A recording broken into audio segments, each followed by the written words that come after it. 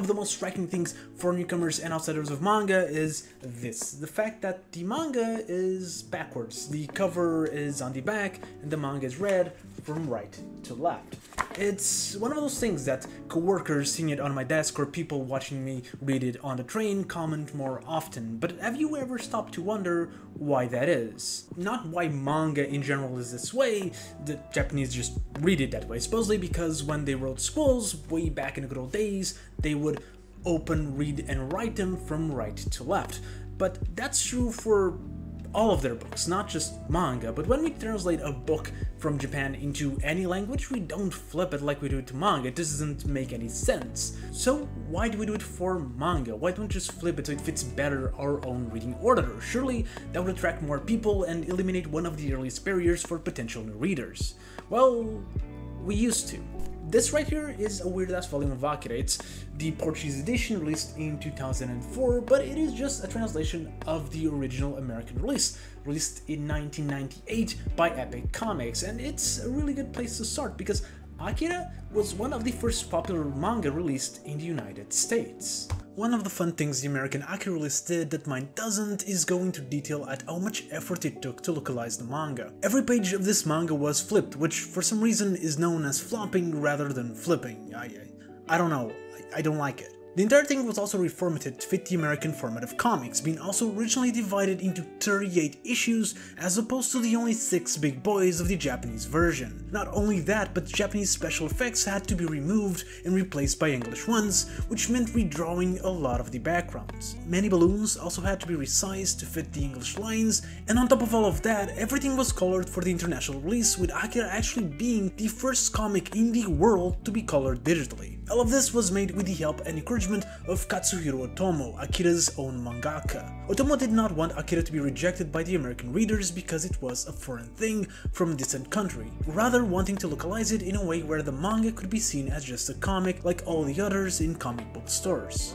By 1988, very few manga had been published in the United States. The oldest manga I can find is Legend of Kami, published by Viz in 1987, just a year before Akira, and it too was flopped. And even with this effort of localization, most manga were flopping in the market. Akira was an outlier, certainly helped by its movie adaptation, which was becoming a cult hit. Ghost in the Shell, Ramna Half, Oh My Goddess, and Battle Angel Leda became some of the earliest examples of manga doing well in the States. None of them were published in the American format, flopped, resized, and released in batches of 20 or so pages each. Now, we live in a time where people will absolutely destroy publisher for releasing a flipped manga, but I think the problems are often over-exaggerated. Truth be said, when you just flip the entire page, the readability, the flow of the panels, dialogues, and actions will not actually be affected. The problem arises more in smaller things. There will be a bigger ratio of left-handed characters if you care about that. But there's also others like, say, Akira Toriyama, who love to create designs with English words in them. Those words will be flipped. Pretty much anything that involves designs, logos, or words is gonna be the major problem. One of the earliest examples of this is Fist of the North Star. Originally published in a flipped format by Viz in 1989, Kenshiro, the main character, has an iconic scar in the shape of the Ursa Minor constellation. You know, the one with the North Star, which obviously would be flipped as well. So this version actually flips the scar back into its original position after the first flip. There's workarounds for a lot of these problems, but they take time, effort, and money. But there's nothing quite like when Dark Horse decided to localize Blade of the Immortal. First brought into the States in 1996, Blade of the Immortal is a unique localization that I don't think has been replicated. While it seems that most mangaka are okay with their works being flipped, some of them are not. The first page of the manga comes with a note that explains that Hiroaki Samura was one of them. Samura requested his manga to avoid being flipped as best as they could, and that he'd rather have the entire page cut and pasted panel by panel in a left-right order, but with the panel itself remaining in its original design, than just flipping the entire thing, so they did that. If you ever read a comic, you know that's not gonna work, right? And it doesn't. They tell you right away that there's places where they had to flip the panel anyways due to dialogues and other situations, leading to small inconsistencies here and there that I also think are bigger than simply flipping the entire thing. To this day, this is still how the manga is being published, with Dark Horse releasing a new edition of the manga in 2015 that kept this exact same format. To me, this just shows how scared the industry was of publishing a manga released in its original order. However, the industry was also pretty transparent with the changes they made, and so by the late 90s, with a few titles doing well, a lot more people were becoming what we could call manga fans. And so the demand and market for a manga release from right to left was starting to open. There was enough of a vocal request that Viz decided to try out unflipped manga just a couple years later in 1998. Neon Genesis Evangelion became the lab rat, released in two formats, one read from left to right as people were used to, and another called the Special Collector's Edition for comic connoisseurs that was read from right to left. This is normally considered to be the first time a manga was published in its original reading order by English, but the first one I could find actually came to be earlier in that year, also by Viz, being none other than Dragon Ball. Turns out that Sumuro wasn't the only mangaka who didn't want their works flipped. Akira Toriyama also asked this manga to not go through this process, but in this case they just left it as is. With the massive success of Dragon Ball Z, this was probably worth it. The first issue of Dragon Ball Z was published in March of 1998. The format still mirrored the American comics, smaller batches of 20 or so A4 pages, as opposed to the A5 200-page tankobons that we know today, but the cover was in the back, and you were greeted with a note in case you opened this as a normal comic.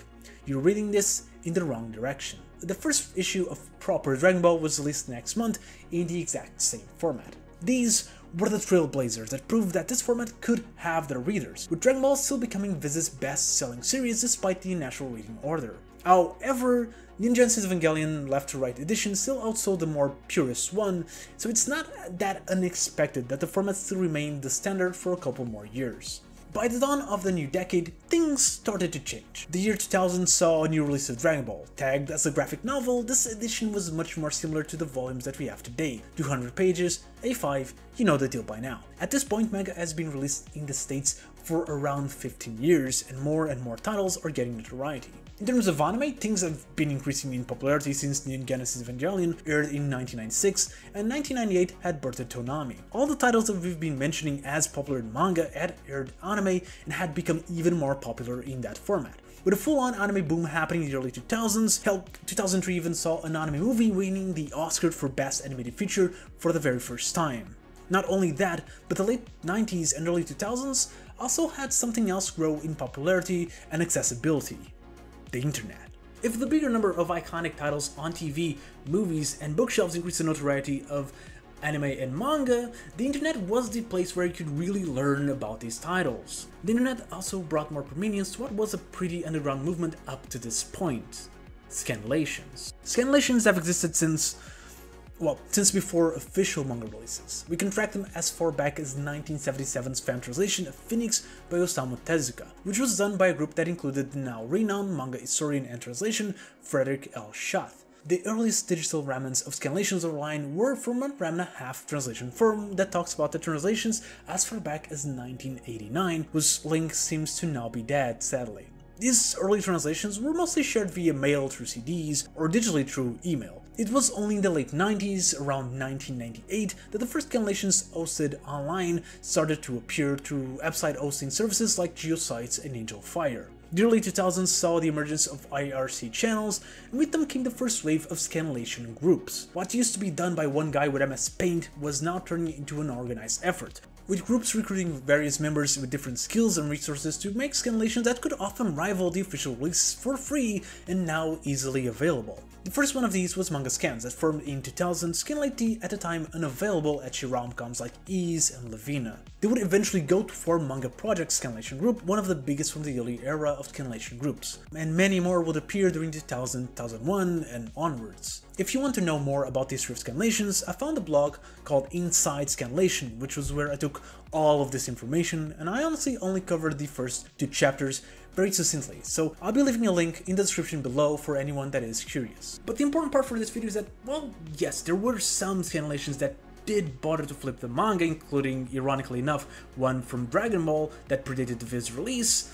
Most of them just simply didn't do it, either because the time, effort, and resources needed weren't something available for one guy doing this for fun in their bedroom, or simply because a lot of scanlators just preferred to leave the manga as unlocalized as possible.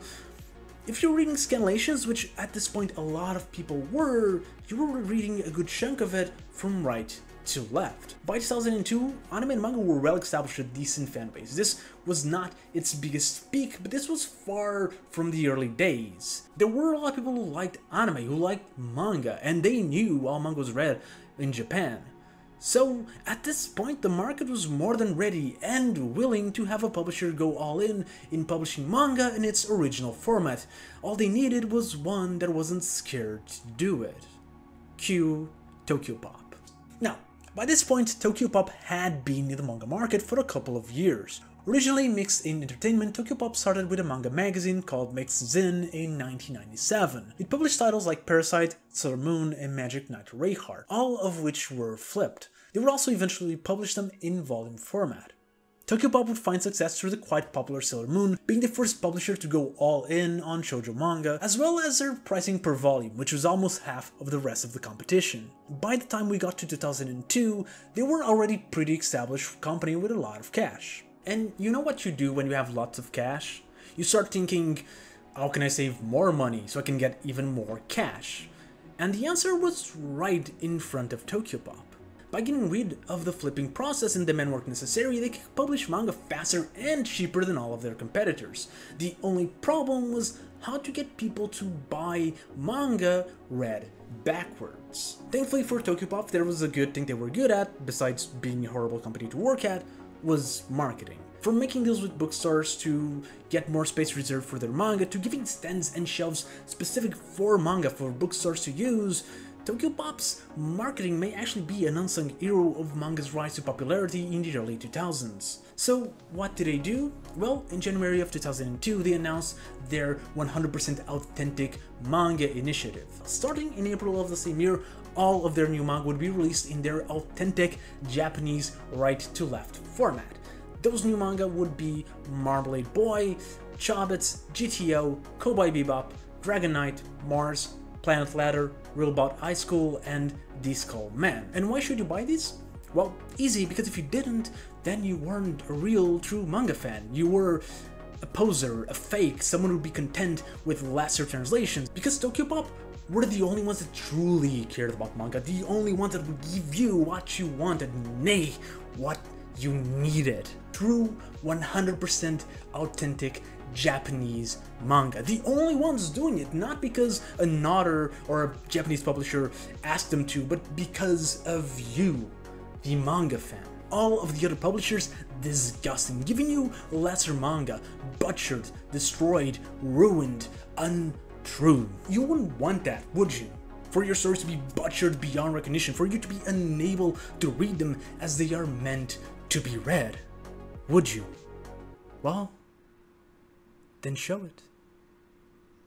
Buy it. Do it. Be a real manga fan.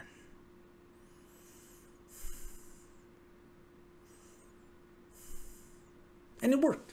Tokyopop became the biggest manga publisher in America. By 2004, it held around 50% of the entire English manga market. It helped them become the biggest, most important manga publisher in the mid-2000s, and sure, that was short-lived. With a bunch of bad decisions, allegations coming out of how horrible and deceptive they were for their own workers and talent, Kodansha just taking back all of their licenses, and the entire manga market taking a dip in sales, Tokyopop died by the end of the new decade.